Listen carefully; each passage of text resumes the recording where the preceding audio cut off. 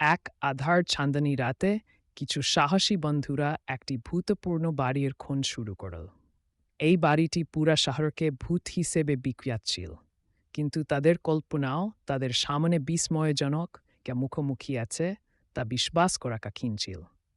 বাড়িটির গেট খোলার মুহূর্ত থেকে কিছু মনে হয় অবিন ছিল। ঘুম হারানো বাতি, ভমরা সরোবর নিঃশব্দতা এবং শীতল হওয়ার বোঝা। একটি অপ্রাকৃতিক উপস্থিতি তাদের চারপাশে ঘুরে বেড়াচ্ছিল। তারা বাড়ির মাঝখানে উদ্ধার করে একটি পুরাতন ডাউরি, ইয়া ক্রিকেট খেলতে পছন্দ করা একটি একান্ত বালিকার কথা বলে। ইয়ার চেয়ে ভীতিজনক মানে হল তার প্রাণ প্রয়াতন সময়ই ওই বাড়িতে। তার আত্মা এই বাড়িতে আটকা পড়েছে।